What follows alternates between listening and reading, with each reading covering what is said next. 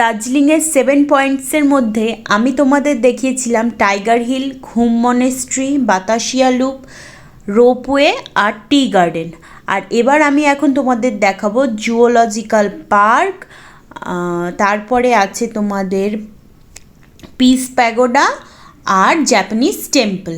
তাহলে চলো এবার স্টার্ট করে দিই আজকের গন্তব্যস্থলগুলো।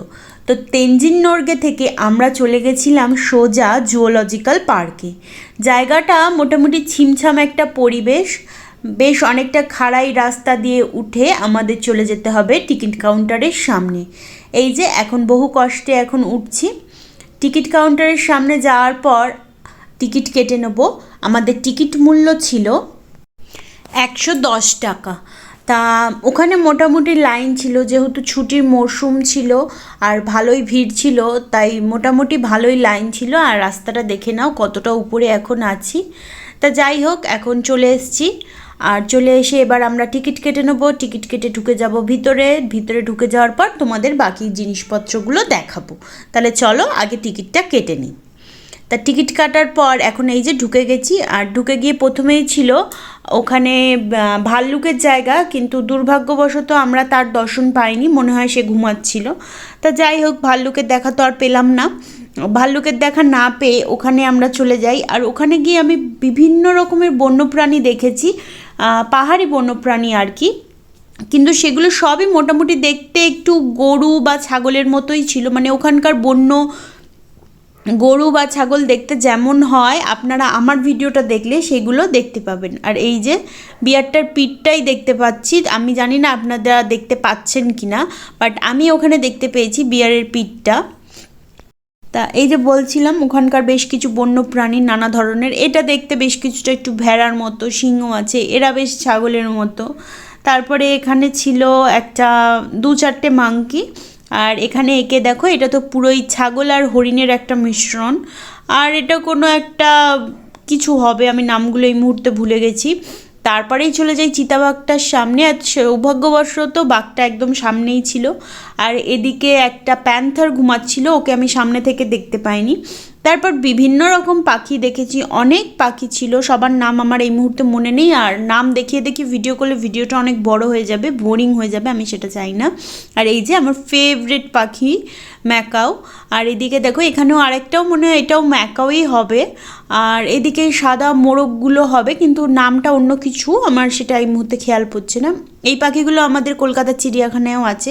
আর দার্জিলিংয়ের এই জুওলজিক্যাল পার্কের সাইডে একটা বিশাল গভীর জঙ্গল আছে। তা যাই হোক, এখন আমরা চলে যাচ্ছি বাঘ দেখতে। আর বাঘ দেখার আগে এখানে তোমাদেরকে দেখিয়ে দিই, দুটো উলফ বসে গল্প করছে, মিষ্টি একদম দেখতে, খুব শান্তভাবে বসে আছে। আমি আশা করেছিলাম যে বাইরে ঘুরবে, কিন্তু ওরা তো দিনের আলোতে বাইরে বেরোয় না। তারপরে দেখতে পেয়ে গেলাম এই যে বাঘও রাগ করে পিঠ দেখিয়ে বসে আছে, কেন জানি না। দেন আমি দেখতে পেয়ে গেলাম আমার সবচেয়ে প্রিয় একটা প্রাণীর মধ্যে একটা, সেটা হলো রেড প্যান্ডা। কি সুন্দর দুজনে এখানে খেলা করছিল। আমি চিড়িয়াখানায় গিয়ে সব থেকে বেশি সময় এদের সাথেই কাটিয়েছি। এরা যতক্ষণ খেলা করছিল আমি ওখানে মোটামুটি বসেছিলাম, দেখছিলাম ওদের খেলাটা। দুজনে একে অপরের সাথে আবার ধরাধরি খেলছিল, কিছুক্ষণ পরেই তোমরা সেটা দেখতে পাবে। কি যে মিষ্টি লাগছিল না ওদের দুজনকে। ওখানে মোটামুটি 6টা মতো রেড প্যান্ডা ছিল। তা সব কটারই আমি ভিডিও করেছি। আর সব কটার মধ্যে এই দুটো রেড প্যান্ডা সবচেয়ে নটি ছিল। ওরা কনস্ট্যান্ট খেলছিল, মানে ওদের একদমই মানে হাঁপাচ্ছিল না। যাই হোক, তা আমরা চিড়িয়াখানা থেকে চলে এলাম এখন জাপানিজ টেম্পলে। এই যে এখন চলে এসেছি, এখানে এখন প্রবেশ করে নেবো। জায়গাটা খুবই একটা শান্ত স্নিগ্ধ একটা জায়গা। আর এখানে গেলে তোমরা বেশ জাপানিজদের ঘর বাড়ি কেমন হয় সেইটার একটা নলেজ পেয়ে যাবে। আর জায়গাটায় গেলে একটা আলাদা রকম একটা শান্তি পাওয়া যায়। তোমরা গিয়ে অবশ্যই ঘুরে এসো। তা এখন আমি সোজা চলে যাব উপরে গিয়ে দেখে নেবো মেন প্লেসটা আর কি। এখানেই ইনি সেই পণ্ডিত মশাই, আই থিঙ্ক, আমি ওনার নামটা এই মুহূর্তে ভুলে গেছি, অনেক বড় একটা নাম, এখানে লেখা থাকতে পারে। আর তারপরে আমরা ওখান থেকে বেরিয়ে চলে যাই পিস প্যাগোডায়। এটা একটা অসাধারণ সুন্দর একটা প্যাগোডা। এতগুলো প্যাগোডা আমি দেখেছি লাইফে, বাট এই প্যাগোডার মতো সুন্দর প্যাগোডা আমি কোনো দিন দেখিনি।